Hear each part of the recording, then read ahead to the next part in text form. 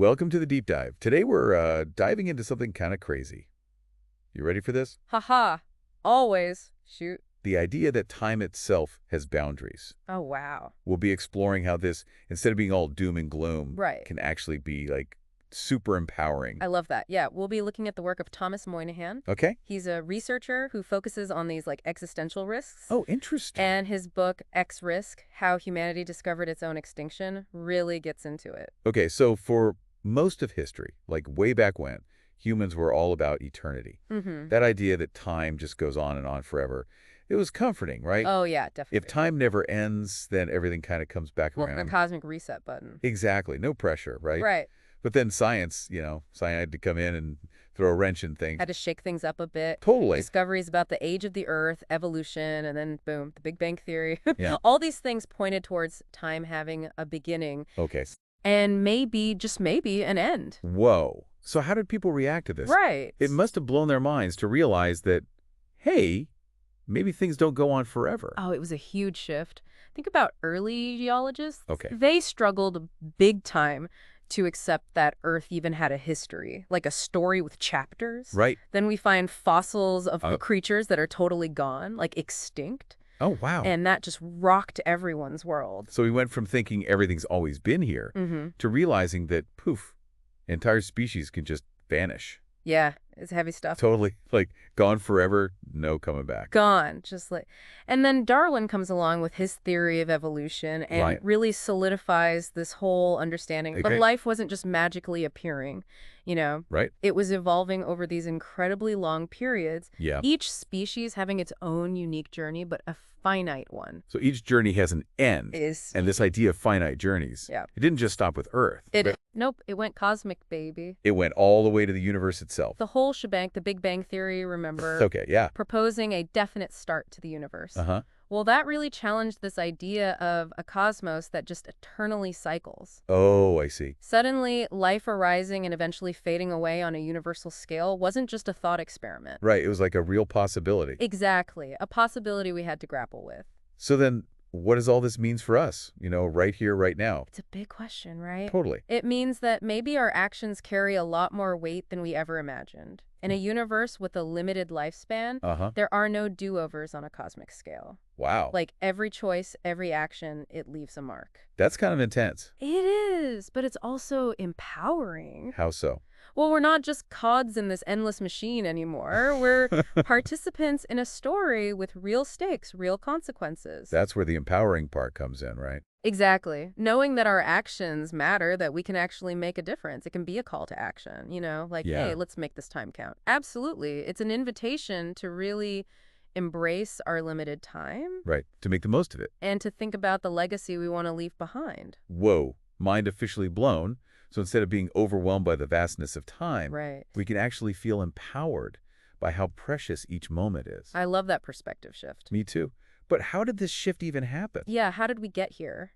What were some of the key things that led us to embrace the idea that time has boundaries? Well, for that, we need to rewind a bit. Okay. And look at how early scientists started to challenge this idea of an eternally unchanging Earth. All right, let's do it. One of the big names in this whole shift was Georges Louis Leclerc, the Comte de Buffon.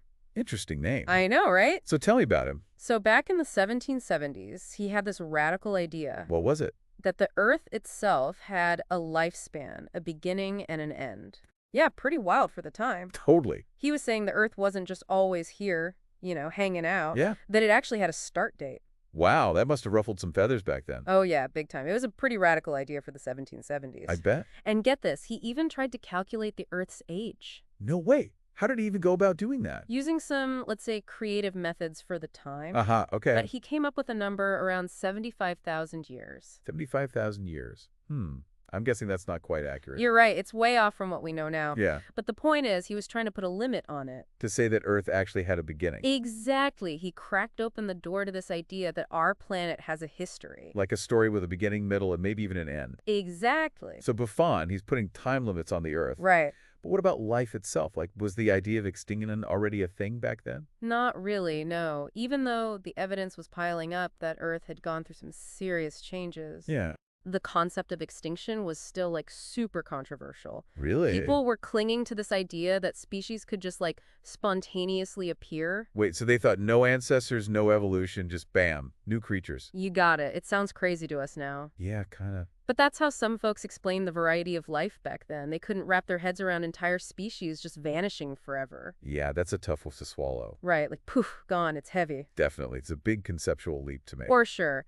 And then along comes Charles Darwin with his theory of evolution. Ah, Darwin, the game changer. He really shook things up. Darwin showed how life evolved over these vast periods, adapting and changing bit by bit, with each species emerging from this long line of ancestors. So basically, Darwin showed that life itself has a history. A family tree, you could say. And that every species has its own journey. With a beginning and an end. A finite journey, yeah. Right. Extinction wasn't just some temporary thing anymore. It became a reality. Gone forever. Poof. Wow, that must have shifted people's worldview, you know? It did. It was like a wake-up call. Yeah. If an entire species could just disappear, it meant that our actions, our choices, they had consequences that went way beyond our own little lives. It's like realizing the story of life on Earth isn't just on repeat. Right. It's a story with actual chapter. With a beginning, a middle. And we're in the middle of writing it. We're not just reading it, we're writing it. That's a powerful thought. For sure. And this whole realization. Like time having boundaries. Yeah, it wasn't just limited to Earth. Oh, I see where you're going with this. It went cosmic. It went all the way to the universe itself. Yep. Okay, so let's zoom out from Earth to the cosmos now. Love it.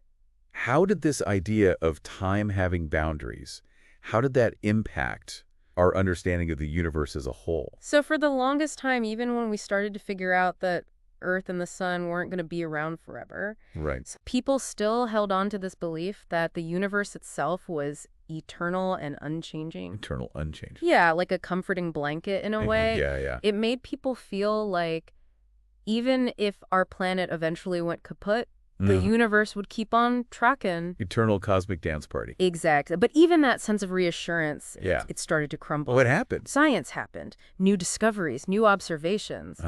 One of the biggest game changers was Edwin Hubble. Back in the 1920s, he made this incredible discovery. What was it? He observed that these distant galaxies way out there in space, they were moving away from us. And get this. The farther away they were, the faster they were moving. Seriously? Seriously. And this suggested that the universe wasn't just sitting still. It was expanding. Hold on a sec. The universe is expanding? It is. Mind-blowing, right? Yeah, totally. So it wasn't always the size it is now? Nope. It's gotten bigger. Think about it. If you could rewind that expansion. Rewind. Everything would have to come from a single point. Like everything squeezed into this tiny space. Super hot. Super dense. Whoa. And that's where the Big Bang Theory comes in. Ah, the Big Bang. So that's the moment when everything started. The universe, time, everything. The ultimate beginning. Exactly. And that realization, man, it really changed how we understand time and our place in this whole grand scheme of things. I bet.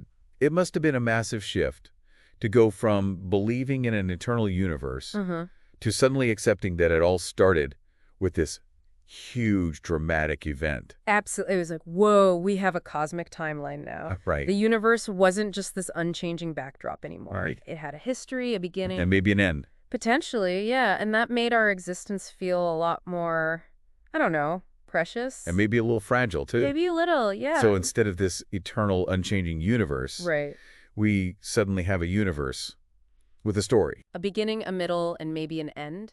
And in that story, life itself is this amazing chapter. A chapter that might have a final page. Yeah. That's where things get really interesting. Right. Especially when we start thinking about life beyond Earth. Exactly. Alien life. Here we come. Oh, I'm definitely curious about that. Me too. But before we go there, before we jump into aliens, yeah. we were talking about how time's boundaries change how we think about extraterrestrial life. Right. So if the universe has a lifespan, does that make it more or less likely that we're alone out here? It's a great question. And honestly, it makes things a lot more complicated. More complicated? I thought a finite universe would make it easier to find them. You'd think so, right? Like in an eternal universe, finding other life seems inevitable, just a matter of time. Yeah. But a finite universe throws a wrench in the works. Okay, I'm listening. Think of it like this. The Big Bang gave us this cosmic timeline, a history with chapters. Okay. We might just be living in a really early chapter. early. Yeah, a time when intelligent life is still super rare. So instead of a universe full of aliens, Right. we might be like the pioneers. Exactly. The first ones to show up at the party. That's a wild thought, It right? is. And it leads us to this thing called the Fermi paradox. Fermi paradox. Yeah, this physicist, Enrico Fermi, he asked this famous question. What was it? Where is everybody? Where is everybody? Exactly. If the universe is billions of years old, Right. why haven't we bumped into any other civilizations? Yeah, that's a good point. If there's enough time, You'd think someone else would have shown up by now. made some noise, left a note. Right. But the thing is, we haven't. So that's the paradox. Exactly. And time's boundaries might actually explain it. Okay, how so? Maybe the window of opportunity for life to evolve to a certain point. Like to build spaceships and stuff. Yeah. Maybe that window is smaller than we thought. So we're just early to the party. Maybe. Or maybe we're one of the first civilizations to reach this level. That's a pretty humbling thought. It is, right? And it makes you think about our role in all of this. Our responsibility. If we are among the first, what does that mean for life in the universe? Wow. It's a lot to take in. Going from feeling insignificant to potentially being pioneers of life in the universe. It really puts things into perspective. Totally. And it all comes back to understanding time's boundaries. Right. It changes how we see everything. The past, the present, even the future. It makes you think. It really does. So what's the takeaway here? How should we live knowing that time might be limited? Another big question, right? Yeah. But I think one thing is crystal clear. Our actions matter. More than we realize. Way more. In a universe with a limited lifespan, our choices have real weight, real consequences. No cosmic reset button. Nope. What we do matters, and it echoes through time. So we've been given this incredible gift. This limited time. To experience the universe, to shape it even. To make our mark. To leave things a little better than we found them. Exactly. And to appreciate this whole crazy, beautiful journey of life. On this planet and maybe beyond. Maybe beyond, yeah. This has been mind-blowing, truly, for anyone wanting to dive deeper into these ideas. Absolutely. Check out X-Risk, How Humanity Discovered Its Own Extinction by Thomas Moynihan. He really breaks it down. And for our listeners, if you enjoyed this exploration of time and its limits, make sure to like and subscribe to The Deep Dive. We'll keep bringing you these thought-provoking conversations. The big questions. The deep dives. So until next time, keep questioning, keep exploring. And keep embracing the wonder of it all. Because even if our universe is finite, that doesn't make it any less amazing. Not one bit.